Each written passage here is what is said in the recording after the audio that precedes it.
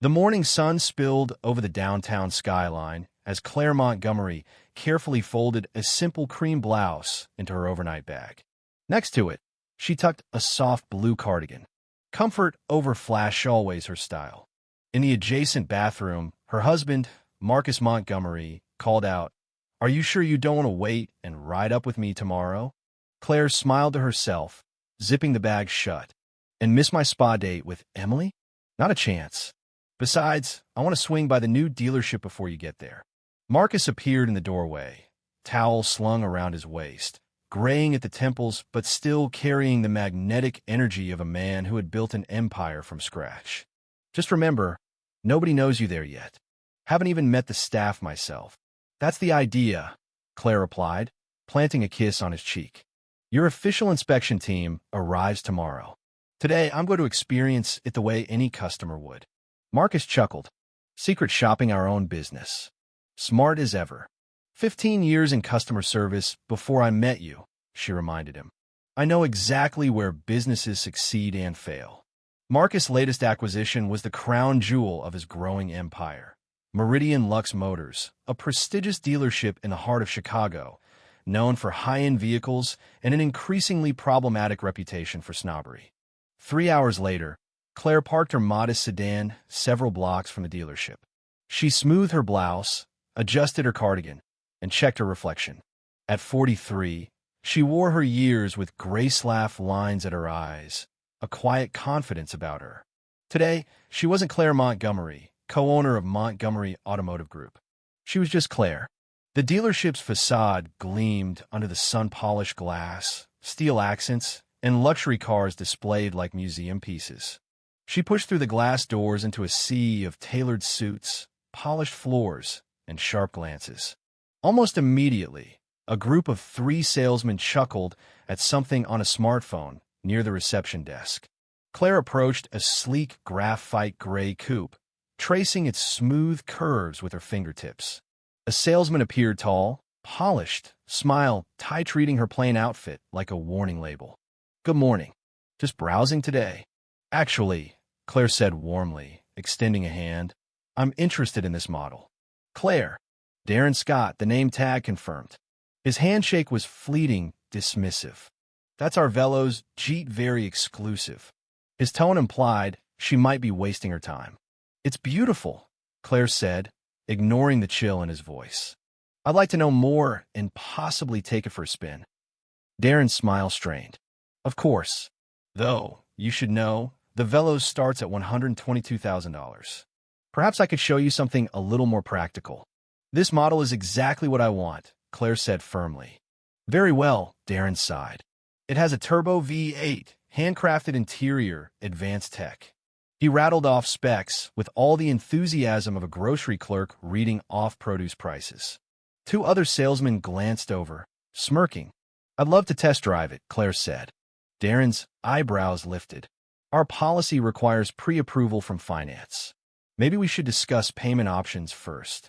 Claire smiled serenely. "No financing needed. I'll be paying cash." The pause in Darren's breath was noticeable. Even so, verification of funds is standard for test drives on vehicles in this tier. "Of course. Would you like to see my bank app?" Before she could pull it up, Darren interrupted. "Perhaps my manager should step in." He motioned her toward a glass-walled office. As they approached, Claire noticed how he slightly led her, signaling dominance. The door opened before they reached it. Inside, a broad-shouldered man with sharp eyes looked up from his desk. "Problem, Darren?" "Ms. Claire is interested in the Veloz." "Ah," said the man, Lance Brighton, sales manager. "Please have a seat." Claire sat. Darren hovered nearby. "The Veloz is one of our most elite models," Lance said. "What brings you to it?" "I travel between Chicago and Milwaukee often. I need reliability, luxury, and safety." Lance gave a slow nod. "Understandable. But there are more accessible options." Claire's patience thinned. "I've done my research. The Veloz is what I want." Lance offered a condescending smile. "Research is helpful, but experience tells us what's truly appropriate. I'd like to test drive it. Today." He exchanged a look with Darren. "We have strict protocols. I can pay in cash." "Still," Lance said, The Velos demand a lifestyle maintenance, insurance if that's considerable. I'm well aware, Claire replied. The showroom grew more attentive, employees casting sidelong glances. Let's be candid, Lance said. Without verified financing, no test drive. Darren added loudly, no money, no drive. Claire stood, the humiliation crawling over her skin. She nodded politely. Thank you for your time. Whispers erupted as she exited the office. Lance called after her. We'd be happy to show you more suitable options. Claire replied calmly. I'm still interested in the Velos. Perhaps someone else can assist. But Darren blocked her path. Mr. Brighton's decision is final.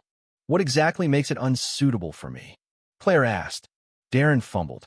Our experience shows. Unaccompanied customers without appointments aren't ready for this level. Not exactly, he said, flushing. Would it be different if I'd arrived with a man? Silence. Claire noticed a middle-aged man in jeans being shown to a test drive without so much as a bank statement. He's pre-approved, Lance snapped. How convenient, Claire murmured. Perhaps you'd like to speak to the owner, Lance said mockingly. Perhaps I would, Claire replied with a small smile. She moved to the lounge, ignoring the snickers behind her. An hour later, the double doors opened. Marcus Montgomery stepped in commanding, calm, confident. Salesmen practically tripped over themselves to greet him. Good afternoon, sir, Darren said, practically bowing. Looking for anything special? The Velos GT, Marcus said evenly. Black, preferably. Darren beamed. Of course. Right this way. Lance materialized, offering his hand. Lance Brighton, sales manager. Marcus Montgomery, Marcus replied. No hint of recognition crossed Lance's face. Would you like to test drive it, Mr. Montgomery? Lance asked eagerly. Actually, Marcus said, glancing toward Claire. I'd like my wife to join. Claire, come over. Heads turned. Claire rose, walking confidently to Marcus' side. Lance's face blanched. Darren's mouth fell open. Hello, darling, Claire said, kissing Marcus lightly. Turning to Lance, she said sweetly, we were just discussing test drive policies. Marcus raised an eyebrow. Were you now? Indeed, Claire replied. The color drained from Lance's face. Mr. Montgomery, he stammered. If I had known. And that's exactly the problem, Marcus said coldly. Respect shouldn't depend on knowing someone's title. Claire faced the staff, her voice clear. You judged me on my appearance. You decided I wasn't worthy of your best. Marcus addressed the stunned room. We own Meridian Lux Motors now. Training will begin tomorrow. The silence was deafening. The next month transformed Meridian Lux.